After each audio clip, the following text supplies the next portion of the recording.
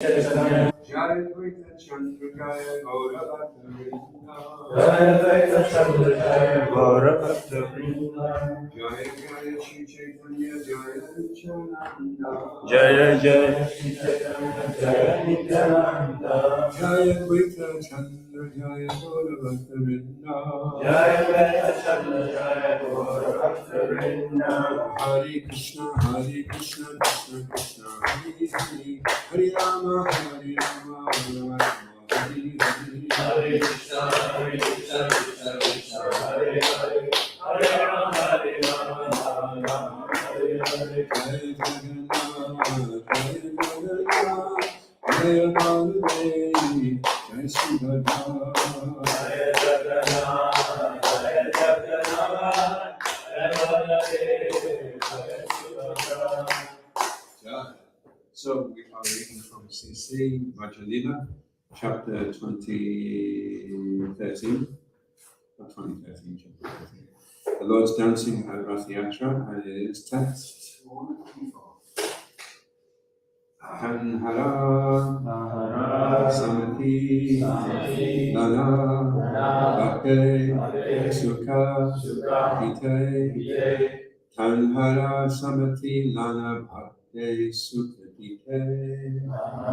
Samati Nana Bhakte Sukha Gite Rathe Chadi Bahira Vaila Vihara Karite Rati Chadi Bahira Vaila Vihara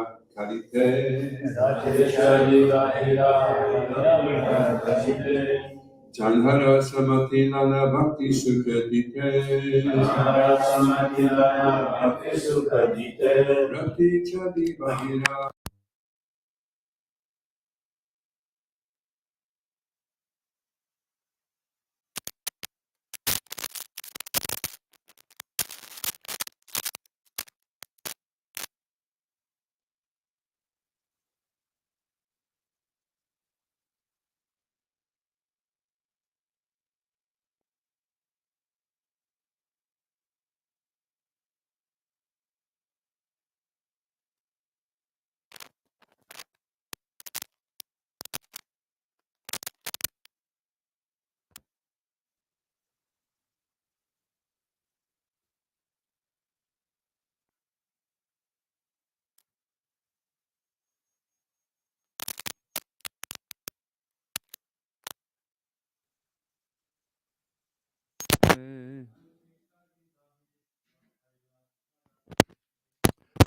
Chadi Bahira Hoila Vihara Karite.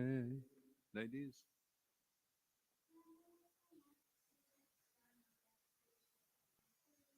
Tanhara Samati Lana Bhakti Sukha Dite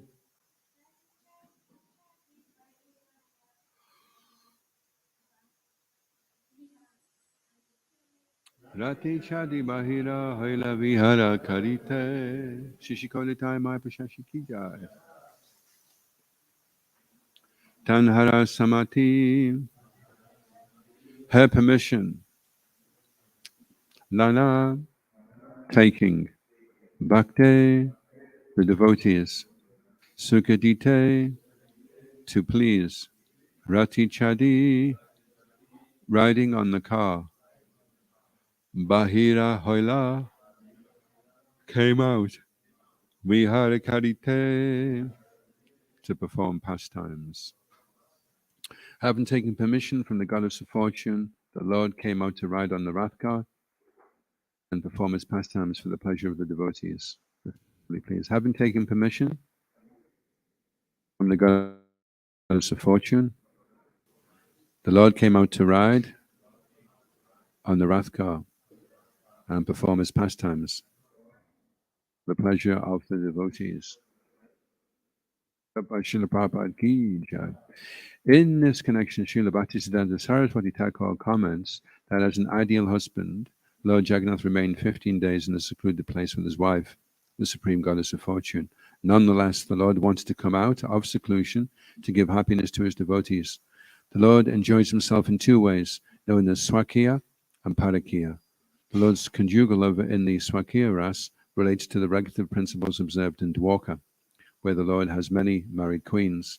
But in Vrindavan, the conjugal love of the Lord is not with his married wives, but with his girlfriends, the gopis. Conjugal love with the gopis is called Parakya Ras. Lord Jagannatha leaves the secluded place where he enjoys the company of the Supreme Goddess of Fortune in Swakya Ras, and he goes to Vrindavan, where he enjoys the Parakya Ras. Siddhanta Saraswati Thakur therefore reminds us that the Lord's pleasure in Parakya Ras is superior to his pleasure in Swakya Ras. In the material world, Parakya Ras, or loving affairs with unmarried girlfriends, is the most degraded relationship. But in the spiritual world, this type of loving affair is considered the supreme enjoyment. In the material world, everything is but a reflection of the spiritual world, and that reflection is perverted. We cannot understand the affairs of the spiritual world on the basis of our experience in the material world. The Lord's pastimes with the gopis are therefore misunderstood by mundane scholars and word wranglers. The Parakya Ras of the spiritual world should not be discussed except by one who is very advanced in pure devotional service. The Parakya Ras in the spiritual world and that in the material world are not comparable. The former is like gold and the latter is like iron. Because the difference between the two is so great, they cannot actually be compared. However, just as a knowledgeable person can easily distinguish gold from iron, one who has the proper realization can easily distinguish the transcendental activities of the spiritual world from material activities. Om Agana Timaranda Shagananjana Shalakaya Chakshuran Militam Jena Tasmai Shri Gurave Namaha Shri Chaitanya Manobistam Stapitam Yena Bhutale Swayam Rupa Kadamayam Dadati Swapadantikam Jaya Shri Krishna Chaitanya Prabhu Nityananda Shri Advaita Gadadha Shri Vasadi Gaura Bhaktarinda Hare Krishna, Krishna Krishna, Hare Hare, Hare Rama, Rama Rama, Hare Hare, Vanchakalpatrubhyascha, Kripasindubhyevacha, Paritanam Bhavanebhyo, Vaishnavebhyo, Namo Namaha. Having taken permission from the Goddess of Fortune, the Lord came out to ride on the Ratha and perform his pastimes for the pleasure of the devotees. So Srila Prabhupada quotes back to Siddhanta Saraswati Thakur that Lord Jagannatha behaved like the ideal husband for the Goddess of Fortune. And then after some time of being in Swakya Ras, he wanted to go into Parakya Ras and head back to Vrindavan to be with his gopi girlfriends. So Goloka, Vrindavan is the planet where Krishna resides. And there's one section where the Parakya Ras is, in Goloka, and then there's another section where there's Swaki, where Krishna is married to Radharani, and he's married to all the gopis. And there's a beautiful book, Krishna Sangati, Shiva Maharaj put together, which is it's Lalita Madhava and Vidagdha Madhava, two dramas written by Rupa Goswami. One's explaining the Vidagdha Madhava is explaining the pastimes in Vrindavan, and Lalita Madhava is explaining the pastimes in Dwarka and Mathura. So different moods, different rasas, and in our line we understand that the Parakya Ras is superior. Srila Prabhupada explains because it's more enthusiastic. So it's more obstacles to overcome, and because of that, Radharani and Krishna meeting is always a challenge. And there's a book out just now, Vilapa Kusumanjali, which is written by Raghunath Das Goswami, and there's a particular pastime, Vihara, which is when the Radharani takes just one assistant. In this case, Rati Manjari, and they sneak out into the dead of night, and they have to dress according to whether it's a full moon or a dark moon, and they have a whole strategy. And first of all, Rati Manjari will go ahead and check everything is clear, and then Srimati Radharani will come, and she's been practicing different austerities. Srimati Radharani, she's been in a dark room with all the lights shut out, so that she can practice walking in the dark. and she has thorns strewn over the floor, so that when she's walking on thorns, she can do that as well. So much more exciting, more challenging, and then they have to meet in a secluded place, and everything is secretive. So that's Parakya Ras. And then Prabhupada's explaining that in the material world, it's a perverted reflection, and what is the most elevated is the most degraded, because we're trying to imitate Krishna, and the more we try to imitate Krishna's Parakya Ras, the more inappropriate it is for the conditioned souls to do that, and then the more problems. We're all trying to imitate Krishna to one degree or another. That's why we're all here in the material world. We're trying to be God. Problem is, everybody else is trying to be God as well. So that creates confusion. And everyone's looking for their Radharani, and everybody wants to have their expansions in the form of children. So that's a perverted reflection. And unfortunately, what happens is the conditioned soul takes the mundane world as the all in all, and he sees the spiritual world as a reflection of the material world. He's thinking, oh, they're just saying it's like this in the spiritual world because they've got this idea in the material world, rather than the material world is a reflection of the spiritual world, and the spiritual world is the real situation, the real adiras, the original relationship, is the conjugal relationship, the attraction between the male and the female. But the supreme male is Krishna, and the supreme female is Radharani. And then in the material world, we have a perverted reflection. And why don't they ask, well, why is it that one sex is so attracted to the other sex? I mean, physically, there's not so much difference. If you look at two pigeons, it's very hard to tell one male pigeon from a female pigeon. They're practically the same. Well, I can't even tell the difference, actually. But the male pigeons go, ooh, ooh, ooh. He's getting all really fired up about the female pigeon, although we can't say anything. But that's because it's the adiras, the original attraction between the male and the female. And material world is just a mundane reflection of that. So to say it's just chemicals going off and hormones and electrical impulses flying around a body that's evolved by chance doesn't really explain it, does it? How it happens like that. So in material world, it is the most degraded, and people are the most confused when they decide to go into that. Like they have this thing, the boss is working away, and he gets to 50, and he looks at his wife, and he thinks, you're supposed to come to the conclusion after 25 years of married life that it's time to travel now and just become a bit more renounced. But he doesn't understand. Is, okay, well, the secretary is only 25.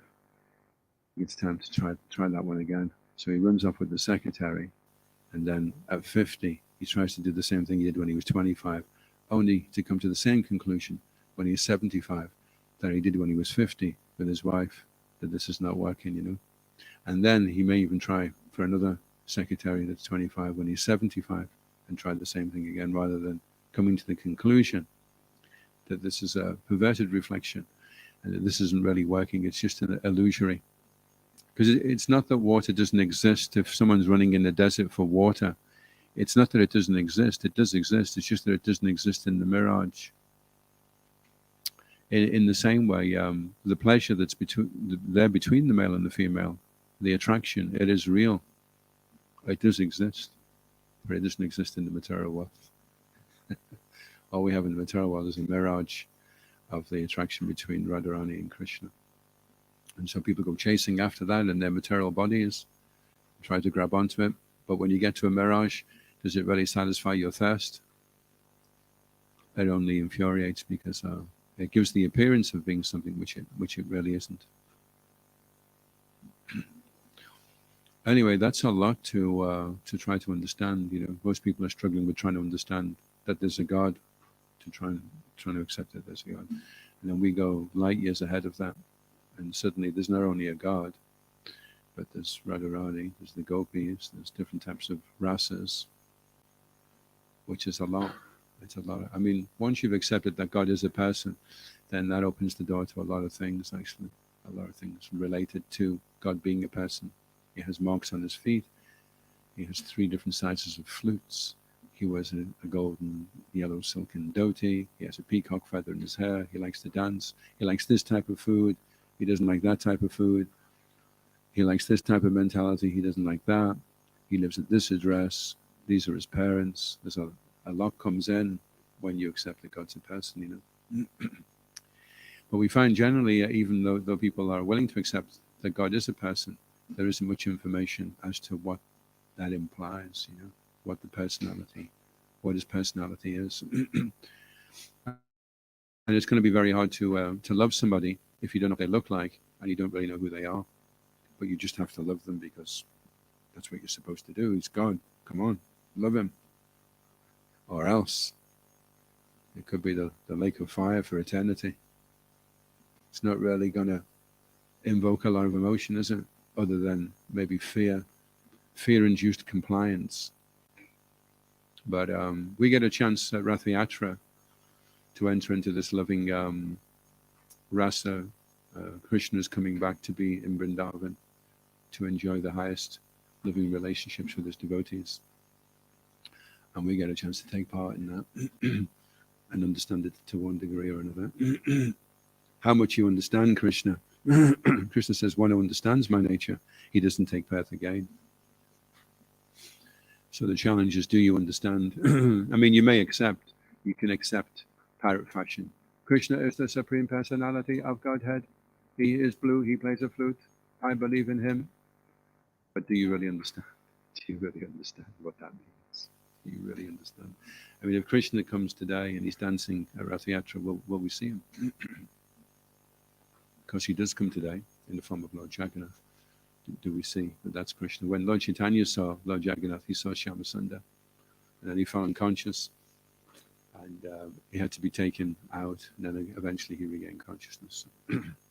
Sarvabhauma Bhattacharya took him. He could see that, although he was an impersonalist, he could see Lord Chaitanya was experiencing a very high level of consciousness, ecstatic trance. So Lord Chaitanya could see who Lord Jagannath was. Lord Jagannatha, he goes into that form. The pastime is that Krishna was hearing some very confidential description of his pastimes, and he became ecstatic, and his eyes dilated, and his limbs went into his body. See with Lord Chaitanya as well, when he goes into ecstasy, his limbs sometimes extend, and sometimes they go into his body, and he's like a tortoise, and all the limbs have gone into his body. So that's very hard to understand. Personally, funnily enough, for me, I'd been told about Krishna and the cowhead boy, and I was trying to relate to it when I was 19, an ex rocker. But for me, Lord Jagannath was amazing because he defied all laws of the mundane world. This was something very abstract and mystical, and for some reason I could relate to Lord Jagannath more than I could to Krishna. Wow, well, yeah, God's got to be inconceivable, and that form is inconceivable. That is so amazing, you know, for him to be in that form. But we generally, when we're trying to understand Krishna, we're in the position of we're begging Krishna to reveal himself, because on our own, it's very difficult to understand Krishna.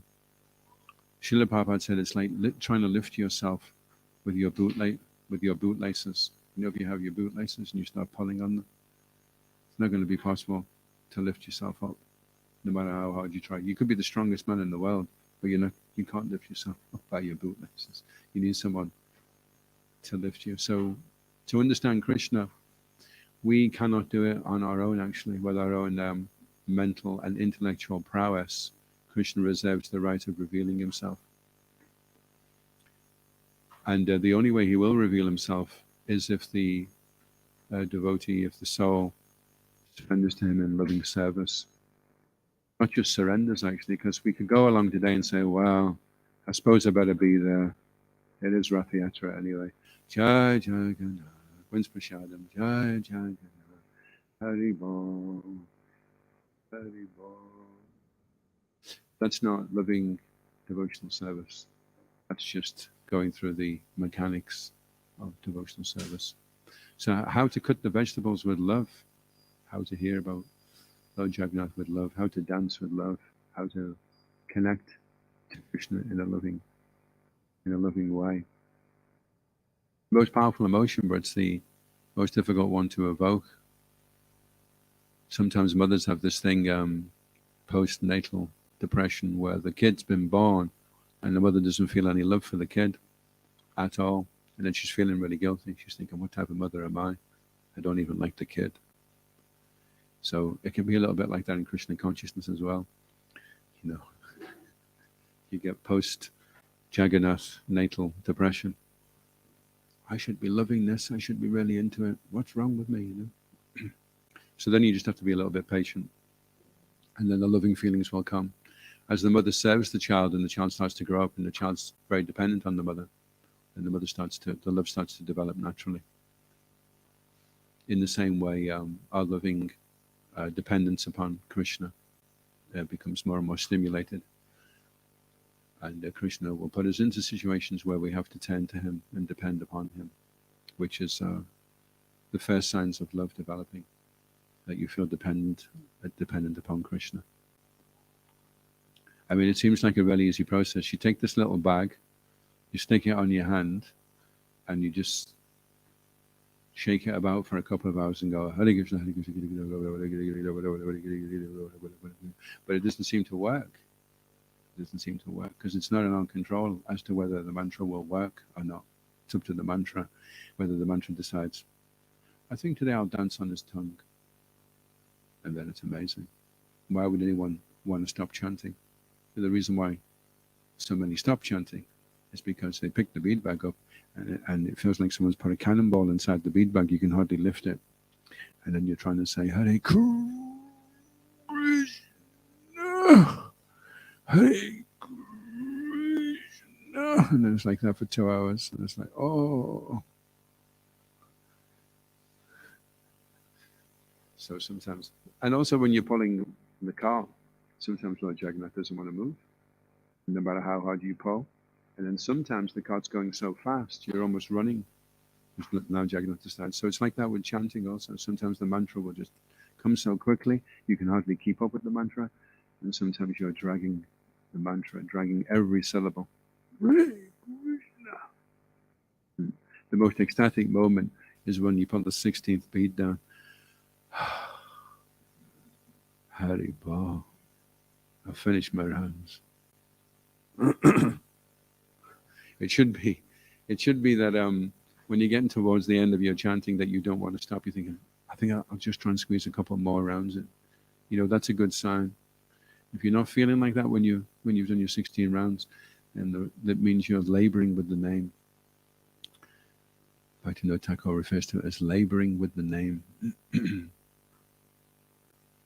So just as we're begging Lord Jagannath to come and to help us understand, we're begging also the Maha Mantra and give us shelter and help us to understand. Yam, it is the perfection of all types of religious processes because it gives direct experience of it. We can directly become aware of our spiritual nature. That's the perfection, isn't it? Just believing and hoping for the best is not. It's only an initial stage. Sustain us our entire life in full-on enthusiastic devotional service. It has to be more than just hoping for the best. Direct perception. Any questions or comments? Yes, Ashish, Prabhu.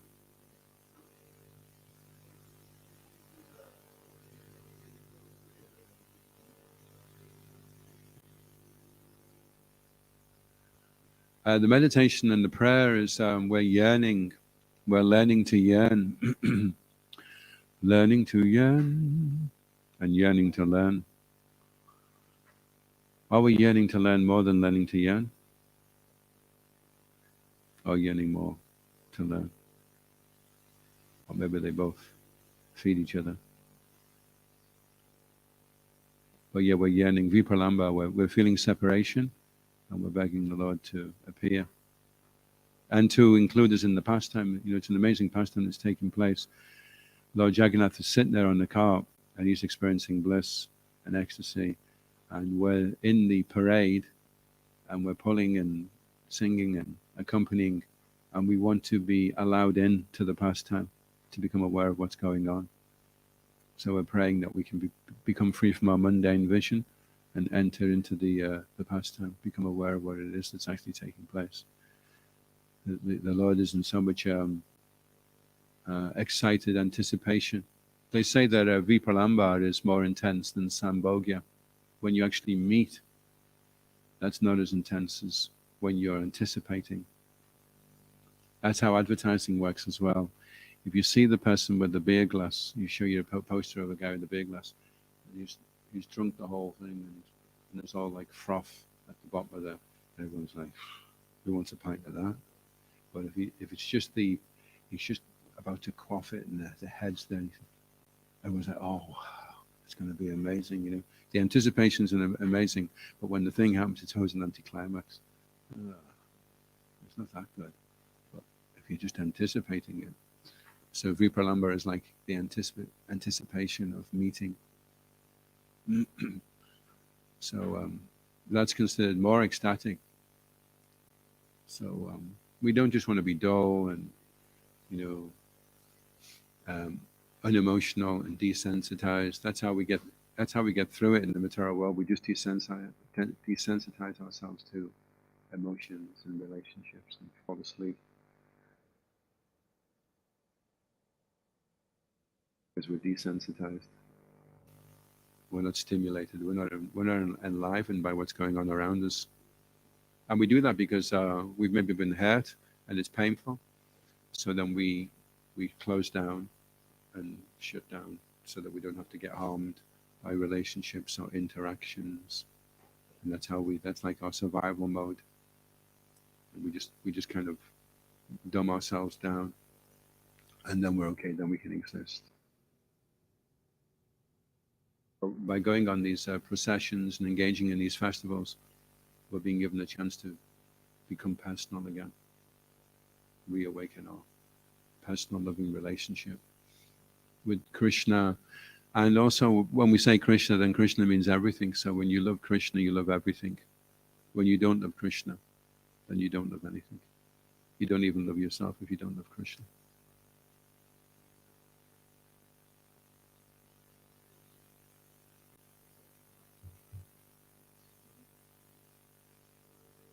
Well, the people are in a very fortunate position, actually, because we're in knowledge and we can make offenses, but the people aren't. So whatever they do, whatever chanting that goes on today is namabas, at the very least. But it's not namaparad, because they're not aware that they're making it. Like when Ajamil was committing simple activity, he wasn't chanting on the strength of committing. He was committing simple activity on the strength of chanting. So his chanting was namabas. It wasn't namaparad. So once you gain this knowledge and you're aware of what is the right thing to do, then the onus is on you to do it. And if you don't, then you get a reaction. It's an aparad. Whereas the people, they don't know. They just see all these people jumping around with white and pink nappies on and giving them food, and everyone looks happy. And there's this unusual personality on the cart with big eyes, and it seems nice, you know. So they get the full, and they see the chakra on the top. So they get so much. Srila Prabhupada said in San Francisco, and half of them were high on LSD.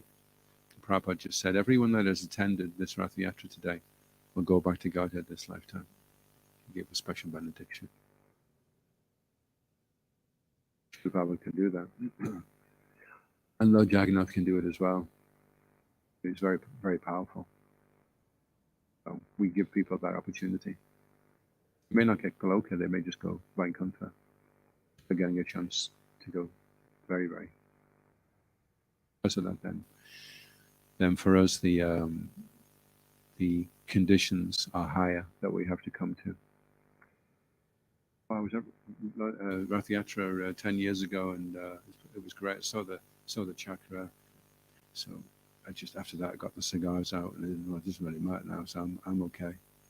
Yeah, we can't do that, but other people would do that who are unknowing, in ignorance, and then they just get the full benefit of getting Lord Jagannatha's darshan, some prasad, and hearing His holy name.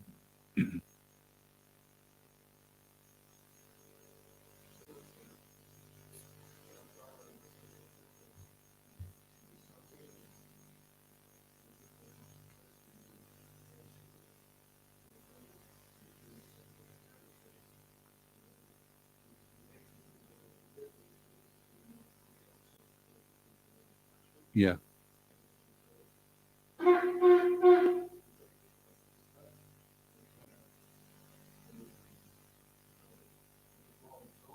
Yeah. Yeah.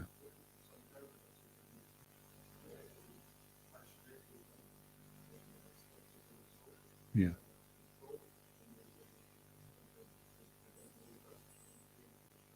Yeah.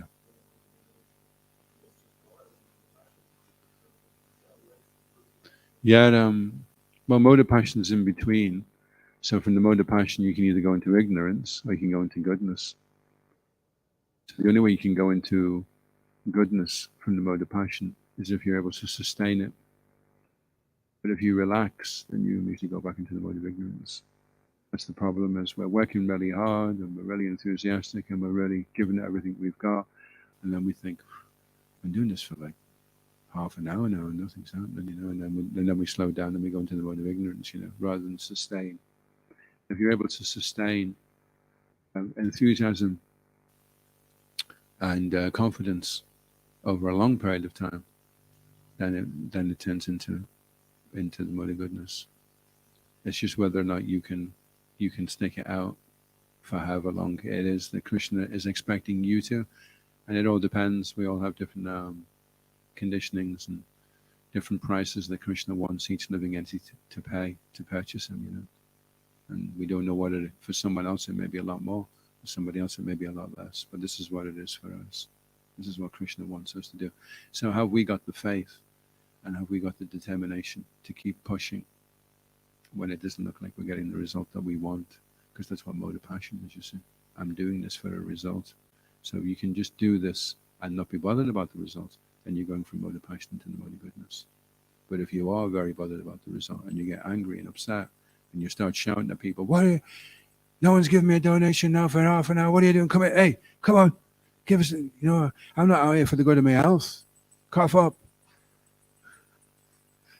Then you've gone into the mode of ignorance. I see the devotees do that on Sankirtan. We had one devotee, and he was getting really uptight with people. He's from BB. I said, look, Prabhu, just chill out. If they don't want to help, they don't want to help. All right, Prabhu. And then the next minute, he's running after this guy, and he's shouting, well, go to hell. I don't care. Go to hell. So he slipped back into the mode of ignorance there. So we have to be enthusiastic and energetic. And then with intelligence and determination, we have to sustain and push through into the. And when you get into the mode of goodness, then it's very nectarine, because all the exchanges are very affectionate and sweet. And you're able to just say the right thing, and you're able to understand people properly. When you're not in the mode of goodness, you're just like totally in the mode of passion. I was in Vodafone the other week, and I ordered the dongle, and I actually wanted to just take it back. And the guy was so passionate. He started trying to sell me another deal on top of the one that I was already trying to cancel. And I was thinking, he just can't hear me. He's just so wide in. We must be on like some kind of commission. And he's just seeing me as like 25%, 25%, 20. And I'm trying to say, no, I want to cancel the order. No, if you do this, you'll get 35 gig speed, and we'll give you a free toaster, and you get a trip to Hawaii. Look, I'll give you £1,000